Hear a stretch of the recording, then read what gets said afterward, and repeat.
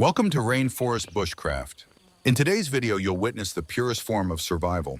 From building a warm, solid shelter inside the living trunk of a giant tree that stretches across a stream, to crafting a peaceful life deep in the heart of the jungle.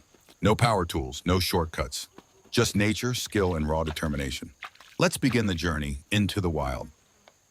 Today, a girl takes on a bold survival challenge, living on a massive tree trunk suspended over a flowing stream. No cabin, no flat ground, only balance, courage, and the raw elements of the jungle. How will she build a shelter here? How will she survive? Let's follow her journey, step by step, into the heart of the wild. She climbed up the thick tree branch, stretching across the stream, gripping the moss-covered bark with both hands, moving slowly and carefully with each step. Once she found a wide, stable fork in the branch, she took off her backpack and set it neatly to the side. Her eyes scanned the deep forest ahead as a gentle breeze rustled through the leaves, a moment of stillness and peace. After a short rest, she pulled out a sharp bushcraft knife. With clean, deliberate cuts, she trimmed away the small branches sticking out around her. Some blocked her movement, others the view. All were cleared with precision. The dry twigs and trimmed limbs were bundled together, set aside for later use. Now the area on the tree branch was clean and open, ready for the next step. Building a sky-high platform. Then she headed into the forest and returned with several medium-sized logs. Among them, she selected two that were equal in length and thickness, perfect for forming the ladder's frame. With careful precision, she carved evenly spaced notches along both main logs, each one prepared to hold a step. Next, she cut short, uniform wooden rungs and nailed them securely into the notches on both sides. Gradually, the sturdy wooden steps came together, aligned and solid. Finally, a fully handcrafted ladder stood tall, connecting the stream below to the large branch above. It was the first step toward building a shelter in the sky. She carefully lifted one end of the ladder, placing it securely against the large tree branch she had chosen earlier. Making sure the ladder was aligned and stable, she drove long, sturdy nails through the frame and into the branch. Each nail was hammered in with precision, locking the ladder firmly in place, no shaking, no slipping. Now, from the stream below to the treetop above, she had a solid path for her sky-high survival journey. She began by marking out the positions for each house pillar, carefully measuring distances along the shallow stream bed.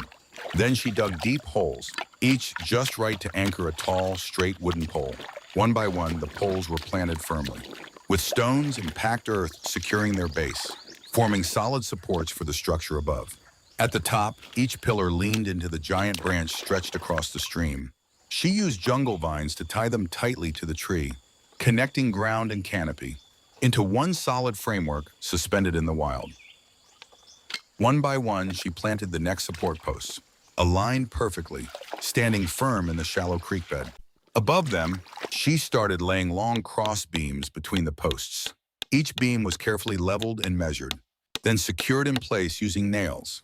Step by step, the basic frame of the shelter slowly emerged amidst the untouched wilderness. The vertical logs below served as the foundation legs of the shelter, standing firm in the shallow stream bed. Above them, horizontal beams were carefully secured to form the first floor frame. Each wooden plank was placed snugly, measured and aligned precisely before being nailed in place. Under her meticulous hands, the forest shelter slowly took shape, raw, resilient, and full of life. With the frame completed, she left the shelter area and ventured deeper into the forest, in search of smaller trees, one still strong and straight. Each tree was carefully selected, light enough to carry, but sturdy enough to support a solid floor. She tied them into bundles and gently carried them back to the site. With enough materials gathered, she began placing each small log onto the floor frame. Carefully, she laid them side by side, one by one, creating a flat and even surface. Then, she hammered nails to secure each piece into place, making sure nothing shifted or wobbled. A simple hand-built floor took shape right in the heart of the forest. Once the floorboards were secured, she stretched a forest vine tightly along the edge, marking a clean, straight cutting line. Then, with steady hands, she sawed off the excess wood, each cut precise and deliberate. In no time, the floor looked neat and square, perfectly aligned like a handcrafted masterpiece. With the floor complete, She moved on to the next step, building the house frame. Each piece of wood was carefully chosen, and she began shaping the structure right on the platform, laying down beams at the designated spots. Every joint was aligned with precision, each nail driven with confident, firm strikes. The frame gradually took shape, amidst the lush greenery, like a sturdy skeleton for a treetop sanctuary. Next was the house frame. Vertical posts were raised at each corner of the platform, securely fastened with nails. One by one, she anchored them firmly into the floor, forming a solid frame, the foundation for the walls and roof to come. The door frame and roof frame were securely fastened using tightly twisted jungle vines. She selected only the strongest and most flexible vines, carefully looping each strand through the joints, then tying them using double knots to maximize grip. Each connection wasn't tied just once, but reinforced with multiple layers, tight and evenly pulled, ensuring the structure would stay firm against strong winds or sudden rainforest downpours. Every time she tightened a vine, she gently tested the frame, making sure everything held firm. After completing the frame, she didn't forget to trim the ends to make them even and balanced. She stretched a vine across the surface as a guide, marking the points where adjustments were needed. One by one, she sawed the wooden ends cleanly, carefully shaping each post, beam, and rafter to match in height and alignment. This step not only improved the shelter's appearance, but also made the structure more stable and visually harmonious. With the frame complete, she headed deeper into the forest once again. This time, she searched for straight, long bundles of bamboo, a lightweight yet durable material, perfect for making walls and roofing. She carefully inspected each thicket, selecting only the uniform, fresh stalk, with no bends or damage. Each piece was neatly cut, tied together with forest vines, and carried back beneath the dense jungle canopy. Back at the shelter, she began carefully measuring each bamboo stalk. Using a ruler, she marked equal sections along the length. Then with a small handsaw, she patiently cut each piece according to the preset dimensions. After cutting the bamboo stalks, she moved on to the next step, flattening each one. Using a sturdy wooden stick, she gently pounded the bamboo segments, softening them while preserving their fibers. Then with precision, she split a line along each stalk, allowing them to open like thin panel, yet still connected as one continuous piece. Each flattened bamboo sheet remained intact like a natural mat, flexible, durable, and ready to be used for wall paneling or roofing. After flattening the bamboo, she laid each sheet flat on the ground. Using her foot to hold down the vertical stalks, she began weaving horizontal strips through them, one over, one under, each movement steady and precise. Every panel followed a slightly different rhythm. She carefully flipped some strips, alternating the darker and lighter sides to create subtle visual contrast in the final design. With meticulous hands, she transformed these bamboo sheets into durable, beautiful materials, ready to cover her forest hideaway. After finishing the weaving, she gently lifted each bamboo panel and carried them to the stream. Using her hands, she splashed clear stream water over the surface, washing away the dust left from splitting and weaving. With the bamboo panels now clean, she began bringing them up to the platform. One by one, she positioned them neatly along the wooden frame. Each panel was carefully aligned, pressed tightly against the wall structure. She hammered in nails at the corners, securing the panels with firm, precise strikes. No gaps, no wobble. With the back and side walls complete, she set off once more, this time in search of a large bamboo stalk. It needed to be strong, straight, and long enough to serve as a structural piece for the roof or main doorway. She ventured deeper into the forest, listening to the wind rustling through the bamboo thickets, scanning each stalk with sharp, practiced eyes. Eventually, she found the perfect one. Back at the shelter with a large bamboo stalk, she laid it down and carefully measured a section that matched the height of the doorway frame. After marking the length, she sawed the bamboo into even segments. Then, using a sharp knife, she carved small holes into the bamboo.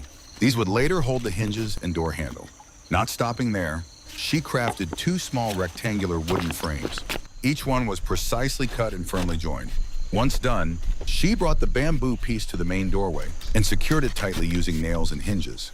The two wooden frames were then mounted into the front wall, forming two modest windows that welcome sunlight and fresh air into the heart of her forest shelter.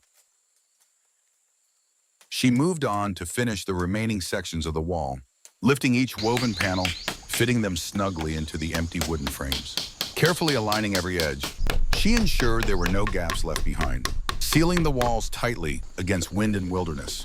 Every nail was hammered with precision, each panel pressed firmly into place, as if locking in the final pieces of a complete structure nestled in the heart of the forest. With the walls completed, she turned to the next important task, building a fireplace inside her shelter. She searched the forest for large termite mounds. Termite soil, known for its strong adhesive properties when dry, was the perfect material to create a natural kind of glue. Bringing it back, she mixed the soil with water, kneading it carefully until it formed a thick, sticky paste. Next, she headed to the stream, selecting smooth, solid river stones. She brought them back and began building a small stove in the corner of her home. Each stone was carefully placed, bonded together with the termite soil mixture, acting like a primitive cement. Under her skilled hands, a simple but sturdy fireplace began to take shape, ready to provide warmth and cook meals in her forest hideaway. The fireplace slowly came to life, from rough river stones and sticky termite soil thick like glue. She placed each stone carefully, stacking them one by one with steady hands, adjusting their position for perfect balance.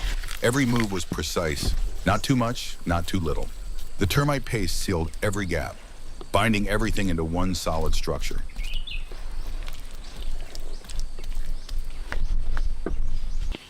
The chimney was crafted patiently, no rush, no carelessness. She started by selecting small hand-sized wooden sticks. Each stick was straight, flexible, and naturally sturdy.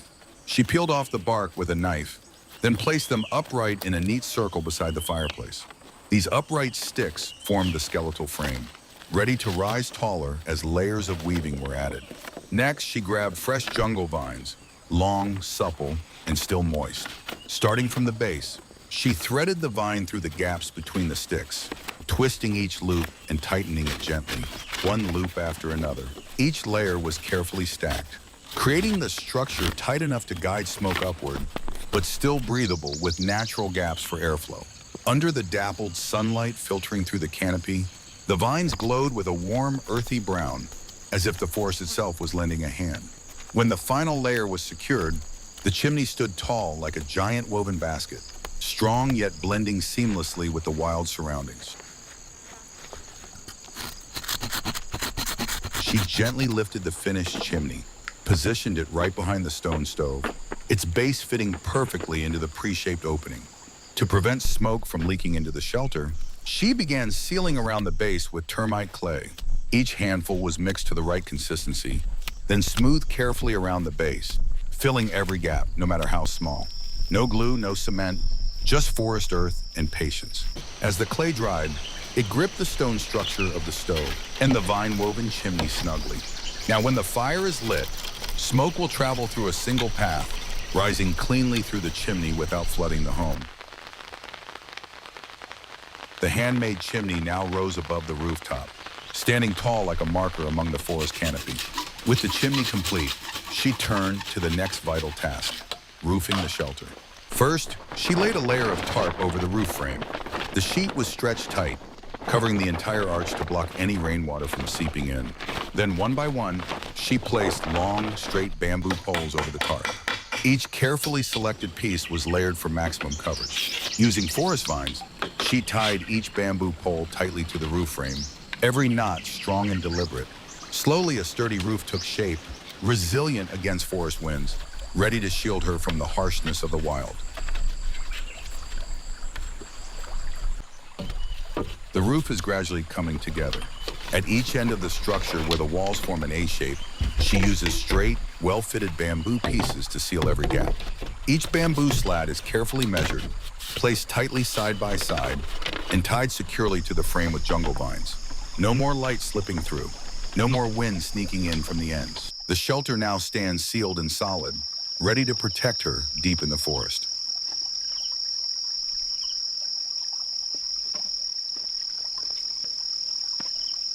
Finally, she started building the door for the house.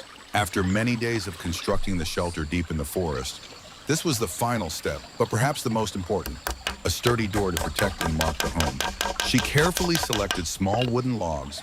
Each one had to be straight, solid, and of moderate thickness. One by one, she sawed them down to equal lengths, sized precisely to fit the door frame she had already built. She laid each plank closely side by side, forming a smooth, solid wooden panel. With a hammer and nails, she secured each plank, firm grip, deliberate strikes, making sure nothing was loose or misaligned. Once the main surface of the door was finished, she added a personal touch, a decorative detail. From slender bamboo sticks she had prepared earlier, she measured and cut 4 identical segments, then arranged them into a diamond shape at the center of the door. She fixed this diamond in place using small nails and forest twine, ensuring every edge hugged the wooden surface without shifting.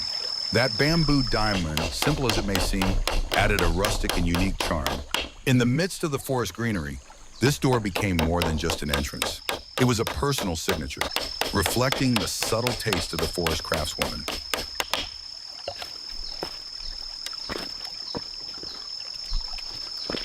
She gently fitted the door into its frame, carefully aligning each hinge. Once everything was perfectly in place, she drove the nails into the hinges, each strike firm and precise. The door closed softly with ease. A sense of completion filled the air.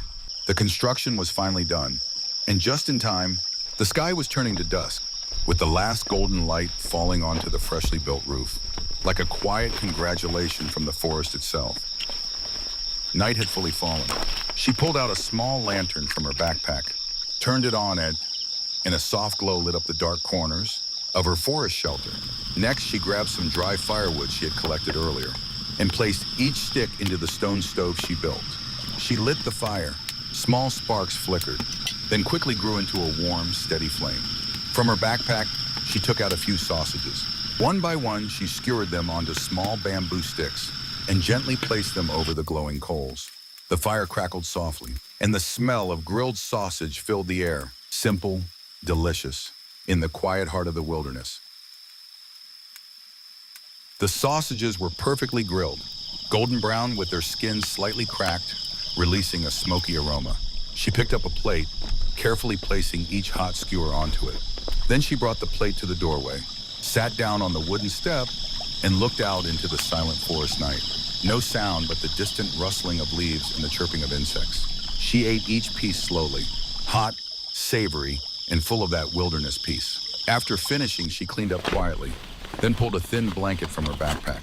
She stepped into her newly built shelter, laid out the blanket, and gently lay down, ending a long day of hard work and fulfillment in the deep forest. A long day in the deep forest comes to an end. The fire has died down, the lantern is off, and the shelter is ready for a peaceful night's rest. Thank you for watching until the end. See you again in the next adventure, somewhere deeper in the woods, with a new journey to begin. Always nature, skill, and perseverance.